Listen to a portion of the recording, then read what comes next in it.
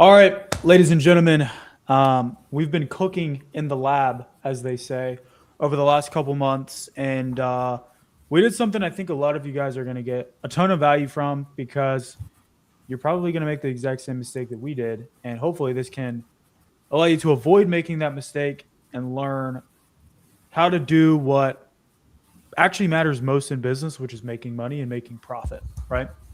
So, in today's training, we're going to be talking about how we took our agency from an 18% profit margin at 500K per month to a 47% profit margin. Just in January, we did 320.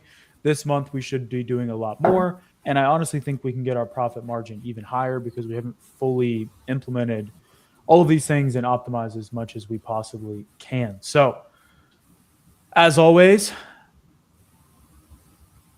let's dive right on in. This is not theory. This is something we're actively doing. This is literally over the last 7 days. Screenshotted my WAP processor. You can see the little WAP logo there. $95,000, not including any wires, which, Julian, how much did you say we collected in wires? It was 17,220 exactly. All right. So I don't do math without a calculator, but a little more than 100 grand, I believe. So cool. Let's talk about what we did a few months ago, the problem with what we were doing, and then how we ultimately solved it to pretty much 3x our profit margins in a matter of a few months. And also how you guys can do the same thing too, right? Because it's cool to watch what Julian and I are doing in our own agency, but really this only matters if you can take what I'm going to show you and then implement it into your own business so that you can actually make more money and not just put more money through a payment processor, but deposit more money into your bank account so that you can invest it, buy whatever the hell you want to buy, or go to nice dinners every night. I don't really care. But the point is, revenue is not actual money. Profit is actual money. So that's what I really want to walk you guys through and talk about. So what actually happened and what caused this problem? Well, for one, we basically 5x'd our business in a matter of 12 months. Realistically, we 5x'd our business in a matter of 4 months last year, right? We went from about 100K to 500K from the month of March to the month of August, right? We basically 5x. And when you grow very fast, you basically keep a lot of the bad habits and mistakes that you had earlier, and then you just take those same bad habits and mistakes and you're doing them on a bigger scale. So we basically got a ton of bloat and waste within the business. And we were doing something which I'm going to talk about a lot more, which is we basically had bad arbitrage on paid traffic. So I'll explain more about what that means. But this is essentially what happened. Julian, anything to add to this? Anything I'm missing in terms of the context here? I think the only thing that matters here, and we might touch on this in just a moment, is there's a little quote that I picked up from one of the big influencers in the space, Alex Hormozy, and he says you should nail it before you scale it. And what we did was we just scaled it, and the only thing we nailed was a lot of massive bloat, like you said, and waste. And when we kind of trimmed back down and cleaned things up, it's like now if we look at scaling, let's say we 5x the business, even if we take a 35% hit or something to the current profit margin, it's like we're still making way more money than we otherwise would had we continue to do it this way, because we're finding that you need to scale the efficiencies of a system, which is business 101, right? You scale the efficiencies of the business, and whatever starts at the bottom just gets worse at the top unless it's a positive flywheel, which most things are not. So I think that's something we can talk about a little bit more here shortly. 100%. Yeah, I think that's huge. So this is something I went and visited Julian last weekend, and we did a little ski trip in Colorado. Julian just moved out to Colorado, and that's why we didn't do a live last week. Side note, but anyway, I was on the way home on the plane, and I drew out this little picture, right? And basically, this represents not just in an agency, but in any business, what your profit is going to be. Okay. So the way that this pyramid works is the lower on the pyramid, right? It is, the more important it is, and the more it is foundational to your success, right? So the bottom of the pyramid, you can't have the top of the pyramid without the bottom of the pyramid, right? Put simply. So at the very base of the pyramid is your offer and your market. So what are you selling and who are you selling it to, right? The way that this essentially is structured is you can think about it like this. If you have a great founder, but a horrible offer and a horrible market, the offer and the market trump the founder, right? If you have a mediocre founder or a bad founder, but a great offer and a great market, offer and market trump the founder. So the lower it is, the more important it is. And if you don't have the bottom thing, the other layers will not happen and they will be inconsequential, right? So for example, a lot of people, I see people that try to spend a bunch of time optimizing their operations and making their operations really dialed in and really good, but they have shitty team members. They have B players that are actually running the systems. And so they don't actually have good operations because the people that are operating the business are just not quality employees, right? So it's more important to have good people in your business than it is to have the best operations, right? So to walk you guys through this, the first thing you need to look at in the foundation is what is your offer? What are you selling? And who are you selling it to, right? Anything to add to that bottom layer, Julian? No, I don't think so. I mean, everything's built off of that. Like nothing else matters. And this is a lesson we learned the hard way, unfortunately, for years.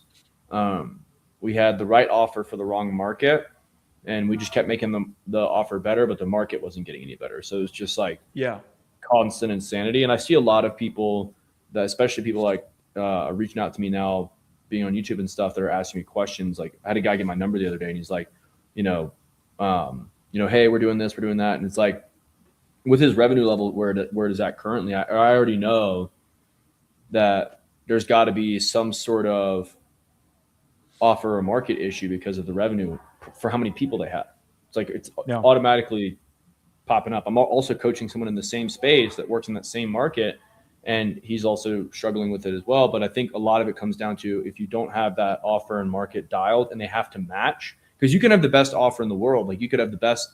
I could have a tomahawk steak that comes out on fire, but if I'm in a room full of vegetarians, like the market doesn't want it, I can't sell anything. I'm going to go out of business. And so this is like the most important, cannot drive this home enough. This is number one on the totem pole. If you don't get this, don't even worry about it. Just go get a job. Like this is the absolute delta that increases your success or failure. So just wanted to. Yeah. And I mean, you can make money without it being super dialed in. We did that, like 500K, 18% margin. Like we're still making money, right? Like it's not like we're not getting paid. We're making more than 95% of Americans. But if you want to make fuck you money and you want to just print cash and have a money printing machine where you can step away from the business and take a month off and still print cash, that's where this shit matters. That's where you have to be dialed in. If you want to just have disgusting profit margins where the people in your family and the people that know you think what you're doing is illegal,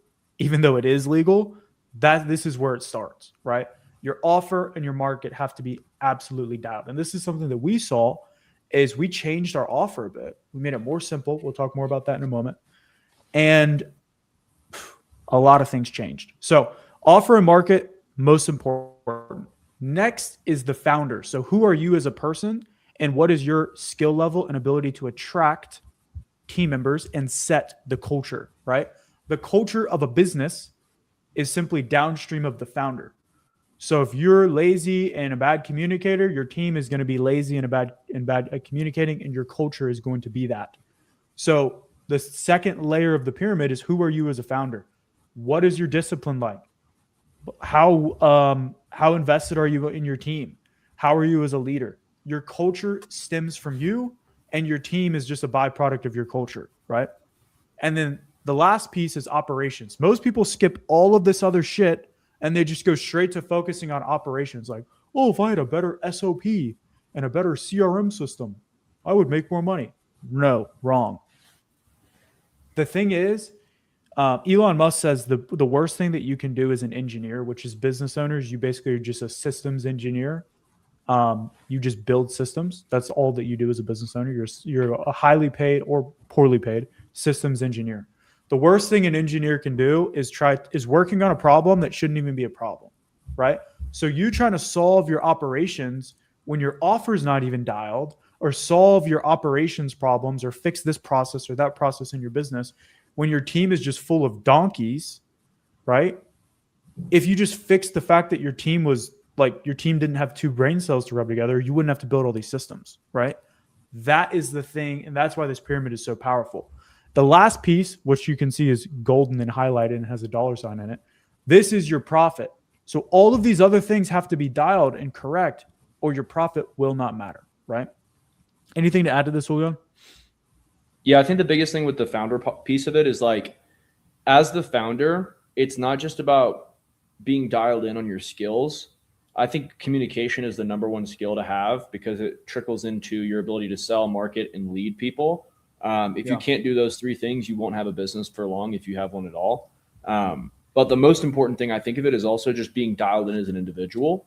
So like waking up at the same time, going to bed at the same time, like having positive inputs, like, looking at what other successful founders are doing. Like Tim was just talking about studying Elon Musk, looking at what people that are ahead of you that you want to be in their shoes, like what are they doing? How do they act? What do they do on a day-to-day basis? Because everything's all a game of systems, and all the systems are just input and output equations. And I think that if you can dial yourself in, you might not even be the best salesperson in the world. And I get a lot of founders that ask me about this. They'll be like, yeah, I'm not really great at sales. Like, what should I do? Like the closers that I hire don't respect me. And it's like, yeah, for sure. Maybe they don't, think that you know more about sales than they do. But if you can generate respect as an individual through discipline in your day-to-day habits, people will respect you just because you do hard shit consistently and don't give up. And like, you don't have to be the best salesperson or the best ops person or whatever. But you do have to be a good communicator, and you do have to be a disciplined individual to gain that respect and ultimately be able to influence people to work within the business and help you to create it. So that was powerful. Fire. Absolutely fire. All right. So I'll let you talk about this part, Julian, because you've been on the phone selling our new offer and kind of just explain it.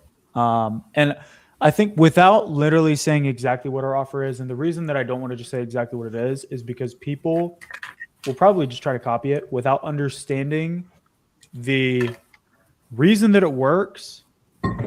And like, here's the thing, before Julian dives into this, sure, you can go out and look up what our company name is and just copy our exact offer. But I guarantee you're going to get fucking smoked, because if you don't understand why we're doing what we're doing and the experience behind us doing what we're doing, none of the rest of it matters, right? Like, if I were to start over, I wouldn't even do the offer that I'm doing now. I'm doing that because I have the experience and the advantage of 5 years in the industry that I'm in. If I didn't, I would be looking at a different industry. And you can look at all of the niche videos that I've made on this channel talking about what are the best niches. And again, you're welcome to try to copy us. I'm just telling you, like, that is not going to be the best option for you, because if you don't understand why we're doing what we're doing, if you don't have all the context and the industry expertise, like, you're just going to get smoked, and you're competing with us and we're going to fucking smoke you. So with that being said, Julian, do you want to kind of explain what we were doing before conceptually and then what we're doing now conceptually? Yeah. So, I mean, the biggest thing, and is my audio good? Can you hear me okay? Yeah. Okay, cool. My mic on the screen on StreamYard wasn't lighting up. I don't know why, but anyways. So the biggest thing I think that I kind of took away from this situation is, and I'll tell a little bit of a story to illustrate the point. I think parables are the best way to learn things. So when we started last year, when we started going downhill, we experimented with an offer in a new market with a friend of ours, and the results were unbelievable.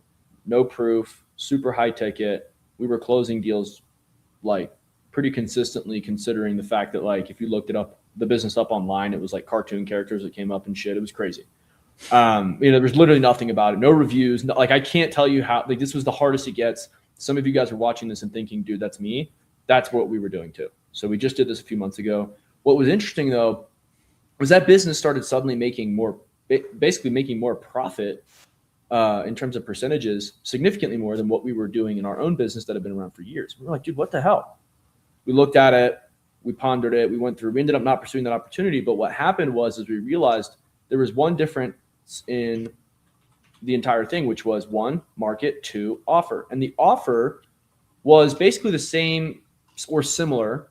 You know, they're two different markets. But what was interesting was the offer was just simple, and it required no effort and sacrifice pretty much from the clientele we were selling to. Versus with what we were doing, it was like ton of effort, ton of sacrifice, and ultimately like it was extremely complex to explain. And I think that was probably like the worst part of it all is like, it's okay if your offer has like Amazon is a complex offer. Like same day shipping is not an easy problem to solve, but it's like, Yeah, hey, but you your can package explain it arrives quick. you can explain it in 3 words. Exactly. Same day shipping. It's like, it's super simple to explain. And so the offer is amazing, but it is complex. And so like one of the things that we kind of learned in this last quarter, in the last year really, is that a lot of your ability to convert people is not down to how good you are at sales, which is definitely like important, but it is about your ability to be able to explain an offer simply, even if it is a complex problem that you're solving. The articulation of the problem that you're solving and how you solve it should be very simple. Like, for example, same day shipping that's like the best example ever. So that's pretty much, I think, all I got on this. I don't know if there's anything you want to touch on with this specifically, Brother Tim. No, why don't we give maybe like a separate industry example so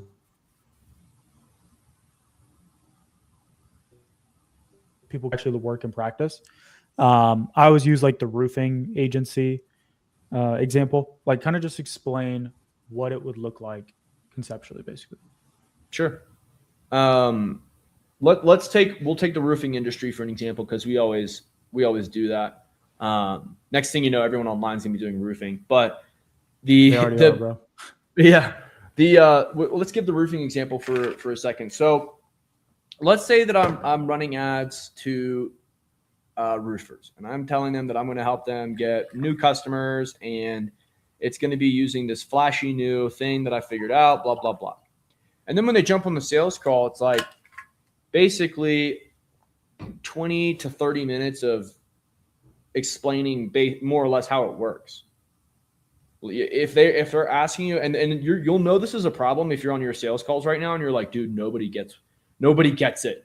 There's too many objections. Like that's the leading indicator. If there's too many objections and nobody gets it, you're not explaining it well. Stop blaming the customer. Start taking accountability. And so like, let's say I'm selling to roofers, and I'm like, yeah, you know what? You're going to get all these appointments, and all you have to do is set up every single ad channel, start a social media profile, start filming videos daily, posting, texting, tweeting, whatever, right? Like you need to do billboards, you need to do geolocation commercials on TVs. Like you're just basically like, it's just so complicated and complex.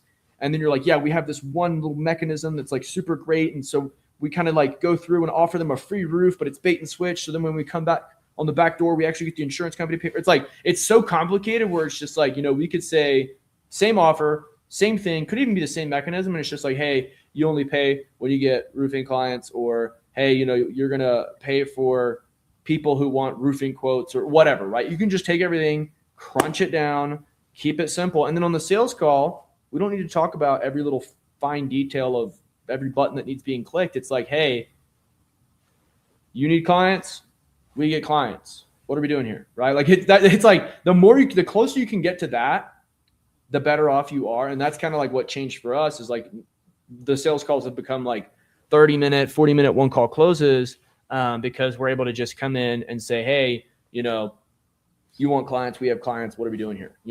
That's pretty much how it goes. So yeah, I agree. I think you were talking about Amazon. Jeff Bezos says, eat the complexity for your customers.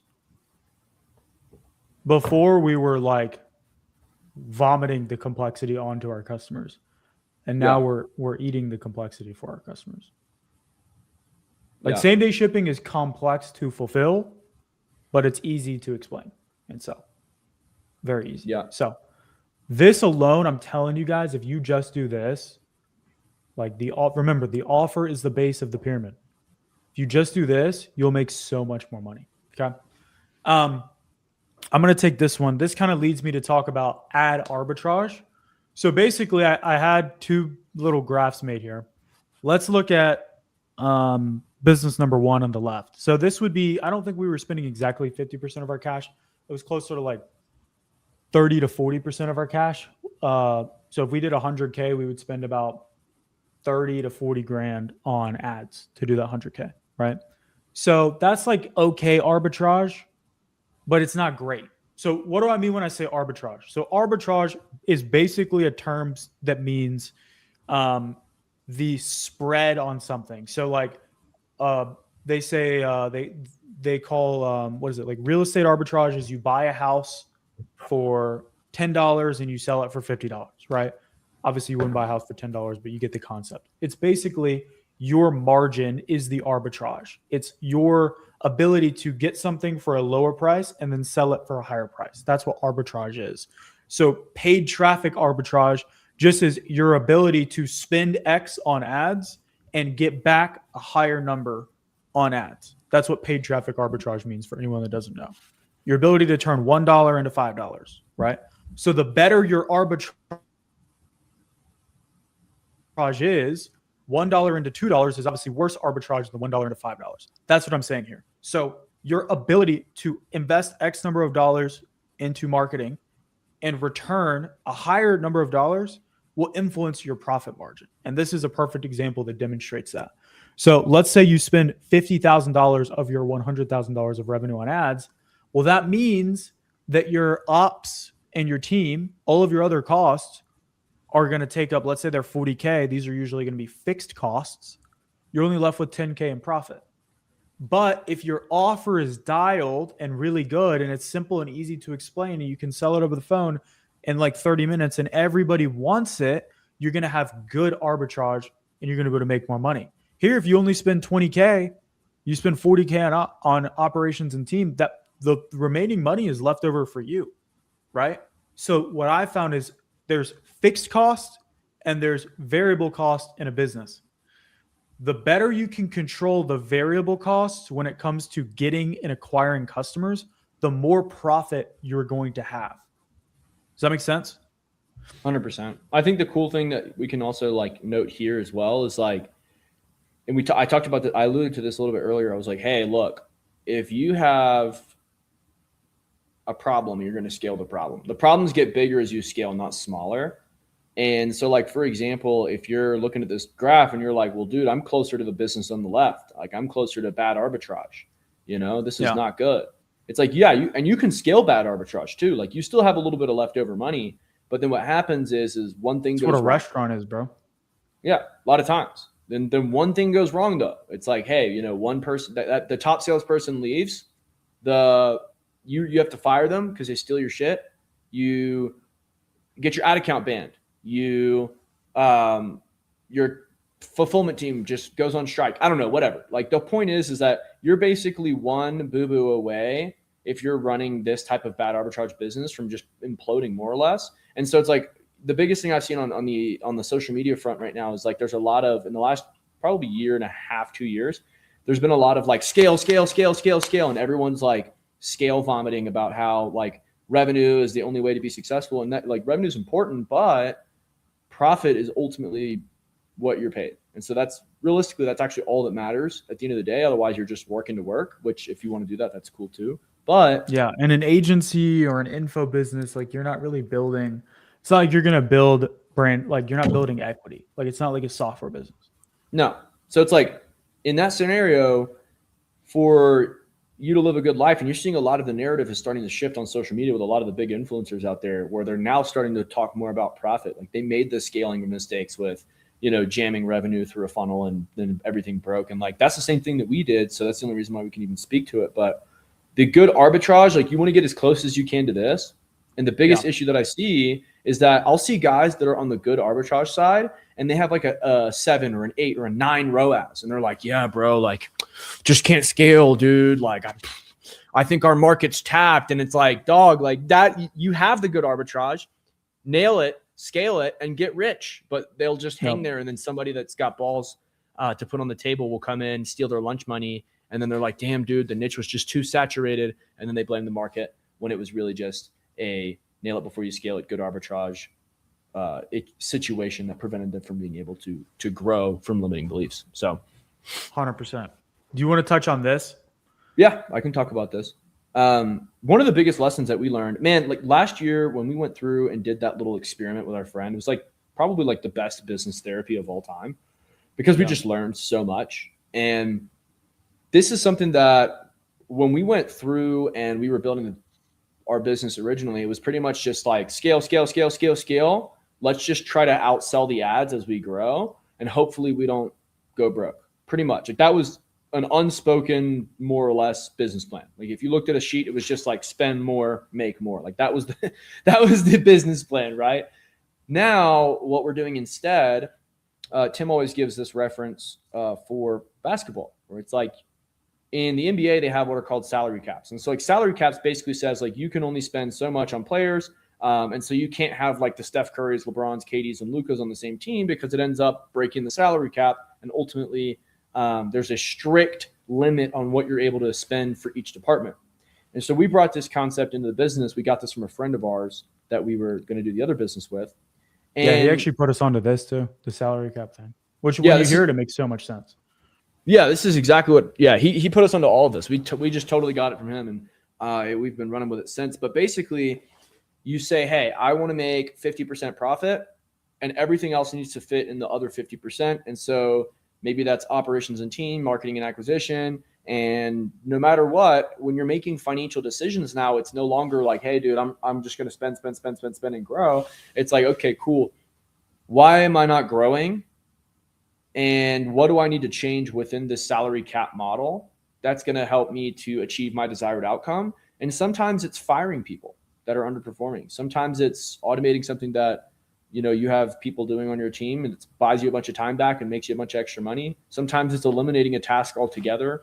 And oftentimes it's realistically like just canceling the stupid shit, the softwares, the 30 VAs that you have on the team that you shouldn't have because they're not doing anything and you're giving them each one task a month anyways, but you're paying them all, hourly wage or salaries. It's like, what are we doing here? Right. There's so much waste that goes on in businesses because profit is an unnatural thing. And so to create profit, you have to set constraints. And it's kind of like a progressive overload, like in the gym when you're trying to gain muscle, where you may not hit 50% in your first month. But that's when you have to go back and look, okay, what can I cut? What can I cut? What can I cut? And the new mental model that I think through when looking at this is, am I completely effed without this? If no, cut it. If yes, why? How can we eliminate, automate, or delegate that situation? And then if it's still irreplaceable, and like there's just nothing I can do to get rid of it, and it's a fact of life, then it's like, okay, cool. I've got to factor this into my 20% of operations and teams.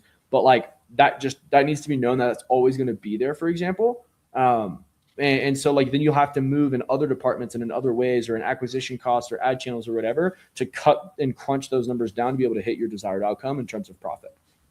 Yeah, 100%. 100%. Yeah, I love this. This alone for me was like one of the biggest unlocks, just viewing it like this. And what's cool, I have a video coming for you guys.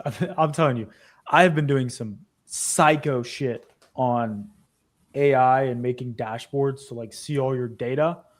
I'm gonna have to put you guys on, but you could literally connect your QuickBooks account to AI and then just have it track everything in terms of what you're paying each person, your salary caps, what you're spending on what, organizing it by departments. Like you can do all of it. We're in a crazy time. So I have a really crazy video coming for you guys soon on that. Cool. So let's see. Fix number 3. I'll touch on this one, and I'm sure you got some stuff to do here too. Is B players. So one of your biggest expenses as you scale is going to be payroll. All right. And there's have you ever heard that joke? It's like, how many insert random profession does it take to change a light bulb? You know what I'm talking about, Julian? You're like, how many doctors does it take to change a light bulb? It's like it's always like a random punchline. It usually makes sense. Well, for this, it's like, how many B players does it take to change a light bulb? Probably 5 times as many as it would one A player, right? And so what happens is, and this is why, like, when we go back to this pyramid that I was showing you guys, it all connects to this, is like your operations and your systems and everything that you're basing it off of is going to be based off of who you have on your team. So like, for example, there's been instances in our company where it's like, hey, this process is broken and this is not working. We need to go build out a system, or we need to go hire somebody else to go and take on this role. When in reality, one good employee could do this job completely fine, but because you have a B player in that seat, they're making you go out and build all of these fucking systems that you wouldn't have to build because they just suck. Or they're like, hey, we need to hire somebody else to help me out here. It's like, no, dude, you just suck. And we need to put somebody else in this role that can handle a higher workload, right? There's people that can just simply handle more than others. And so inside of your business, if you can put the people in those seats that have a higher tolerance for work, you don't need as many people, which gives you more profit margin.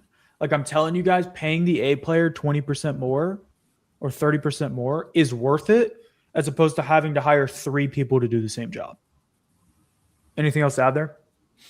Yeah, I mean, I think ultimately like performance-based pay is like what A players are going to want also. So oftentimes it's not even a fixed cost that you're going to add in terms of paying them 30% more. It's usually bonuses and commissions and things like that for outcomes. So if you can think through that lens when you're attracting A players, that'll be a huge benefit to you as well as them.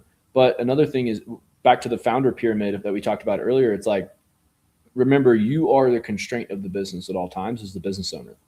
And no matter what, it's always your fault because you own the business. You know, if the ship is docking and trading, and that's great. If the ship sinks, it's bad. You know, it's great too because it's all your fault and you can fix all of it anyways. But if you are a shit founder and you're not an A player, A players are not going to want to follow you. And so that's back to like that personal discipline, back to that, back to those habits, back to those skills that you're building, like being a clear communicator and things like that have to happen. Because even if you do somehow hoodwink an A player into your business, if you're a C player and you know, they somehow jump in there, eventually they'll just quit within a couple of weeks because they're like, this is bullshit, dude. I'm not going to work for this clown. And so like you need to be constantly leveling up as a founder so that you can stay on track to constantly lead better people. So that you can continue to attract better people constantly as well. 100%.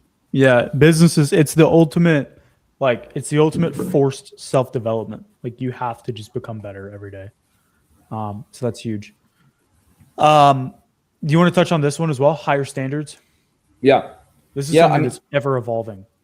Ever evolving. Yeah. With one of the things that we realized, and this was actually something that I realized, like, I would say, like, I learned this lesson multiple times last year personally with the business is like, whenever you think that you have high standards, there's still room to raise them. And the way that you can kind of see how this plays out is like right now, if you're below 100K a month, you're basically a recreational soccer team. And so wherever you live in the country or in the world, go drive to a soccer field and look at the recreational team play and practice. Like watch. It's just, you know, oftentimes really disorganized, somewhat embarrassing for some of the people on the team. There's usually 1 or 2 standout people, and that's just about it. And that's what your company is right now when you have not raised your standards. And this is what our company was like for a long time, actually. For probably, I don't know, 2.5, almost 3 years as we were first starting out, stuck below 100K a month. It was just a recreational soccer team. And so as you raise your standards, if you're going to play on the next team, or if you want to be coaching the next level up team, you have to level up as an individual and then hold people to the same standard that you play at. And so this is why it's like kind of forced self-development, because you have to constantly get better so that you can expect and demand better out of other people. And then you're going to have 2 types of people on the team. Really 3 if we're being honest, but there's mainly 2. Number 1, they just crack under the pressure of having any standards whatsoever because they're just total B players and they're just going to go back to the recreational team. And that's okay. It's not a personal thing. It's a professional thing. You're going to have other people that are just going to get on board and they're going to keep raising their standards with you.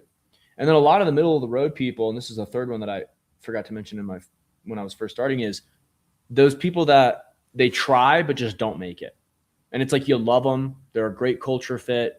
They have great energy. They're super upbeat and positive, but they just don't quite meet the standards. And oftentimes, like, those are the people that are going to kill your business the most is because your business is going to be a reflection of what you're willing to tolerate. And it's really hard to not try to invest in someone when they just can't figure out how to like hit the standard, but they're just perfect at everything else. And so like, that's a lesson that I just learned over and over and over and over and over again, as well as raising standards on people that you're paying, vendors, video editors, bookkeeping companies, tax planners, whatever, software companies. Like all of those things have to change and level up, because usually the game of business is a game of subtraction, not addition. But people get it twisted and they think that they have to add more because they make more. They see that when you make more money, it typically looks like you have to do more. But in reality, you just have to do very few things very, very well, and you'll create more value that way. And the standards is the biggest one. Like the longer you tolerate, we tolerated some really underperforming things in our client success department for a while last year. And that was a big mistake that we made. And we ended up making like multiple six figures in profit in the second half of the year just by leveling that department up a little bit, which that also saved our business in Q4 last year. And it was literally just like the only thing that changed was standards, and then the people that came in and met those standards. And we keep raising those standards to make sure that we can continue on that trajectory and ultimately get more profit and help more people. 100% agree. And this is something that's always changing. Like the better and bigger your business gets, you just raise your standards. More and more every day. To recap, the 4 biggest things here: simplifying your offer, setting a salary cap and a budget cap for each individual department. Like you need to literally say, hey, I want to have a 50% margin. Okay, cool. Everything else needs to fall within that 50% and do the fucking math. Like most people do not do this, and then they wonder why their margin is not where they want it to be. And I'm speaking to me a year ago because I did this exact same thing. Hire A players. Do not tolerate B player activity on your team. 1 A player can do the output of 5 B players. You will hire so many more people than you need. You will invest in so many more softwares than you need simply because you're hiring the wrong people. And then lastly, just raising your standards overall for yourself, for vendors that you work with, for softwares that you're working with. Like if a software's not cutting it, just cancel the software. Right? Like so many people just have so much tolerance. Like everyone pushes be tolerant, but that is the complete opposite of what you need to do if you want to be successful. It's not about being tolerant and being patient with other people. It's about setting an extremely high standard, being ruthless, and just cutting anything else that does not meet that standard. That's really what it comes down to. Anything you want to add here, Julian? No, I think the best business people in the world that are the most respected or feared or whatever you want to call it, the best conquerors in the world, they just have the highest standards. Like imagine if the Roman Empire was like, nah, dude, I know that guy can't run a mile in an hour and a half. So let's make him the general then. Let's let him be the general of the front lines of conquering, Europe. Let's put him out there. Hey, I know this cohort, they couldn't do 20 push-ups in a row. These are the guys that we need in our government. Like we need these guys leading us from the front. Like imagine if that's how it was, right? It sounds stupid when you say that, but it's like for years, that's what we tolerated. They couldn't do 20 push-ups. And we were like, that's all right. Maybe they need to promote. Maybe we need to pay them more. We need to promote them. Maybe that'll solve the problem. It's like, no, past performance is the best indicator of future performance. And right now, if you're on the fence, if you're looking at somebody on your team and it's like, they're almost there, they're a great culture fit there, and it's been like months, years, weeks, however long, it's like at some point you just have to accept that past performance indicates future performance, and what you see is what you get. And you can either continue to accept that and you can continue to get the results that you're getting, or you can change it and make hard decisions, have hard conversations, and keep it moving. But at the end of the day, that's what being a leader is. It's making hard calls and then standing by them, even if you're wrong. So 100%. Awesome. I see we got a couple of questions here in the chat. I'd be curious on what the new niche was if you guys didn't pursue the opportunity. Our friend is running this business, so I don't want to send a bunch of people to that industry out of respect for him. But watch my niche video. It's one of the ones on there. Are you trying to scale insurance to $1 million a month, or do you think there are diminishing returns and it's easier to take 3 offers No, we'll scale insurance to $1 million a month. We just bought a domain for $24,000, so we're going to be doing some pretty interesting stuff in insurance, but also in other industries as well. But I mean, we can get to multi-millions a month in what we're doing now before we'll have to branch out. So the thing is, when you have a good offer and you're doing things properly, the cap is only self-defined. Like $1 million a month is not that much in the grand scheme of things, realistically. So yeah, that's what I would say to that. What's considered good churn percentage on an agency model? I don't know. I think it really depends on the agency and who you're serving. I don't know. Some people will say like 3% a month, but I've personally never seen churn that low. Like Yeah, if I you're think serving established businesses, like super high ticket B2B, then that makes sense. But if you're selling to like smaller businesses, you're going to have higher churn. Yeah, this one is definitely a loaded question because it depends on if you're like business to consumer, business to small business, or business to big business. Yeah. If you're dealing with small businesses and consumers, your churn will be higher. But a lot of that also comes down to the standards that you're like the standards that you hold with the clients that you bring in. So like if somebody jumps on and they're like not qualified at all and you're like, shit, I should just close them and, get this 5Gs or whatever, that's going to be also dragging down your churn because you're allowing anyone into the offer itself. So you have to be aware of who you're serving, but also what you're willing to accept in terms of your standards on who you're serving. Because like you could be in, let's say, the big business niche, for example, like serving Fortune 500 companies, and you're helping them with, whatever, and they never churn. But then like, because, there's not that many Fortune 500 companies, there's only 500, maybe anytime a business owner that has an idea that they want to start a new business, you're accepting them too. And it's like, okay, cool. Maybe your churn is 70%, because you're accepting all these new business people, but your big businesses only have 10% churn. And so there's like, there's multiple factors that go into that churn question. So I would say the higher transaction volume you're doing, the higher your churn is going to be. If you're doing like, and the higher it can be, like if you're onboarding 60 clients a month and they're smaller, you're probably going to have more churn than if you're onboarding like 5 a month, but they're big established businesses. So it really just depends. Like there's no, at least in my experience, maybe this is just because we haven't had like, with our market, we haven't had like the best churn in the world because a large portion of our market leaves the industry. But for me, I think it depends a lot on your money model and what you're doing. But yeah, I don't know that there's like a standard benchmark for everything. I think that's like saying, how much should your services cost? It's like, dude, just so many factors. It's like you'd have to give me a specific situation, and then we'd have to do the math. Another question from Kelvin. Let's see. Separate from client acquisition, what did your ops teams cost? Specifically, do you understand this question? What did your ops/team costs look like? Specifically, your lead handling and pre-qualification workflow, end to end. No, this doesn't make any sense to me. I'll just tell you the way that we structured everything with our budget caps. We said 35% can go to marketing, 15% can go to sales payroll, 5% can go to overhead, and 10% can go to fulfillment. But you need to run the math for yourself. Ours will be different now with the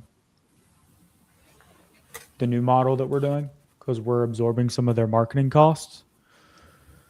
So the numbers will have to change. I'll update you guys when we do a new budget cap for that.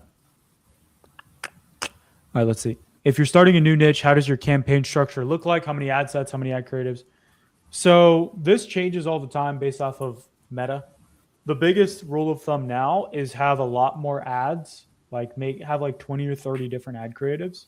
So what I would do is I would do like probably like 500 a day. I'd probably have like 2 ad sets. with different audiences, and then like 20 to 30 individual unique ads inside of each, and then just let it run and see what performs the best. Okay. Let's see. I can do a video on that. Why do people consider real estate a bad niche, and how can it be the best niche out there, assuming if someone is serving the top 5% of realtors? Do you want to answer this one? Yeah, it's the same reason Very why. similar to our niche. Yeah, it's the same reason why everybody considers insurance a terrible niche. It's just because, like, in real estate and insurance, you're basically working with, it's basically a biz op. So you're working with people who are thinking about starting a new business, but don't have the skills typically to run them. And so your churn is just unbelievable. And a lot of the times they're very limited and constrained with their capital. Which is why we always say on these lives, like, we wouldn't pick this niche if we had to start over. But, even if you were serving the top 5% of realtors, most of them are not even making that much money. It's usually like they're only making maybe a couple $100,000 a year, which like isn't bad, but like for the top 5% of realtors that are already crushing it, like, are they really going to come in and use your systems instead of what they're already doing that's working? It's like, does that even make sense? So like, you'd be better off just serving like maybe real estate brokerages or something like that, where there's more stability, or, maybe you know what I mean? Like, you're better off going up market in those types of niches. But yeah, that's something that I would definitely. I mean, you're not going to make crazy money, and you're not going to have a great business, but you can make money in it. Uh-huh. Yeah, like, you'll make money. It's a beginner friendly. You could get to $100K a month in it, for sure. But you're gonna have the same problems that we kind of had. Yeah. But we've still made money, Yeah. Marco, what up? Hey, Tim and Julian, what's up? I'm very pro this. We talked about this the other day on our coaching call. I think this makes a ton of sense, as long as you know your numbers. And the more performance-based you can make it, the better off the close rate will be typically, as long as your lead qualification system is dialed in. Because, like, if you're just telling people that, I know your niche and everything, like if you were telling people who are starting from scratch that they needed to pay you on a performance-based model and pay you everything up front, for example, like, that's not going to go as well, versus if you find people who are fully established, maybe they have a couple locations or whatever, and you're doing like big packages with performance basis, like that's probably going to be more valuable to them, and so you'll be able to charge way more, and that's something that would definitely help you out a ton. I think I actually recommended this on our coaching call specifically. So yeah, great question. Yeah, this has been huge for us. My niche is completely different, but was interested in how you guys pre-qualified your leads for insurance agents. You send them to a form and have, yeah, pretty much. I mean, we, you just ask questions that would determine if they're qualified or not. And then based off of the answers to those questions, you have the lead count as qualified or not qualified. So you basically just need to figure out, cool, for these people that I'm selling to, what makes a qualified lead? What makes an unqualified lead? Ask those questions directly, and then don't send the unqualified people through. Send the qualified people through, and send the qualified data back to the pixel, and don't send the unqualified data back. And then over time, your ads just get better and better and more dialed in at who you want them to target. Does that make sense? Yep. I think we got time for one more. We can wrap it up here because we've got to go run the business that we're reporting back to you guys on. We'll take one more. If you guys have any final questions, while you're thinking up your questions and throwing them in the chat, if you guys want to see more videos like this, definitely subscribe, turn on those notifications for Tim and I's channel. We're both putting out unbelievable amounts of game. We just brought on a new agency to kind of help us out with making these videos as well. So we should be able to get more coming out here soon. So that's something that we're constantly working on. And as we continue to improve this business, we'll keep reporting back to you guys what's actually working. So let's see. We got one last question here, Tim. You want to knock that one out of the park, and then we can close it out here. I noticed you don't suggest a VSL when going into a new niche. When would you add a VSL when you have proof, etc.? I would add a VSL once your offer is validated. And the reason why is because most people don't know how to make a good VSL, and it takes a lot of time and a lot of effort. And I think you can make it work without a VSL. And a VSL will just make it better, but a VSL will not be the difference between your offer working and not working. If you need a VSL to explain your offer is not simple enough. So you should literally be able to sell whatever you're trying to sell with just I should be able to take out a fucking sticky note and write on it what the offer is, and then just literally take a photo of me like holding the sticky note up to the camera, and that's enough. If you can't do that, you need to rework your offer. And then once you have that dialed, then you can make a VSL. But a VSL takes a lot of time. It takes a lot of skill. And most people don't have that. So that would be why. What is the niche and model that could have taken you to 10 million per year now if you would have chosen that? I don't know. What do you think, William? I don't know. We're doing a bonus question here, Mr. Abe. You threw us on the spot. Let's see. It's a good question. Yeah, it's a great question. I probably would have picked like business owners in some capacity, or niche down to like a specific industry of business owner. And I would have tried to have found people who are probably in like the 1 to 3 million a year range or more, if possible. Typically, if they're like at 1 to 3 million, it seems like a lot of they have a lot figured out, but they also have so much waste in their business, like we did last year. And so it's like you can add a lot of value pretty quickly if you have any level of business experience at all to those people, because they just don't have time to do it typically. A lot of them are solo founders, but I would say businesses doing 1 to 3 million a year. Niche doesn't really matter that much, as long as it's like something that's a little higher ticket. So maybe home improvement, legal, anything like that. Like I wouldn't serve car washes. Telemedicine. Yeah, telemedicine. I wouldn't do like car washes or something where it's like, $20 a transaction or some shit. Like I would try to get into the thousands of dollars. I would say high volume and high ticket. Yeah. For sure. Cool. Alrighty. Last one from Marco. Yeah. Sales perspective, would you recommend allowing prospects to book an intro call first and then scheduling a demo separately, or would you go bypass that and do it going straight to it? For where you're at, I would go straight to a sales call.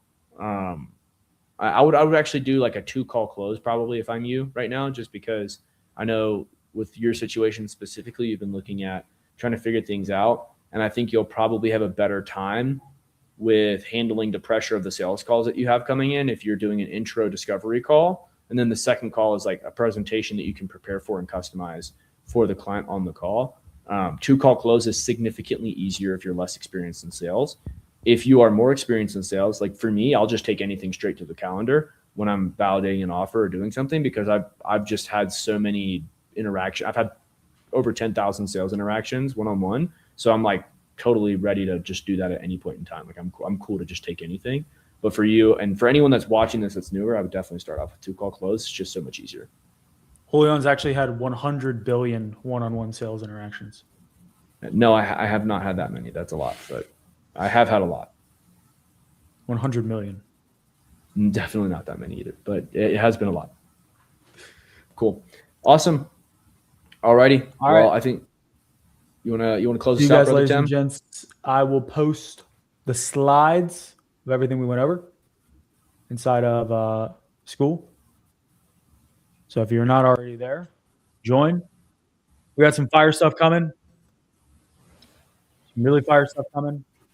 So stay tuned. And we're going to be scaling to a few million a month this year. So strap in, tune in.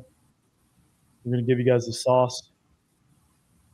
Again, we just bought a $24,000 domain. So there's some crazy shit coming I can't tell you guys about yet. But just know.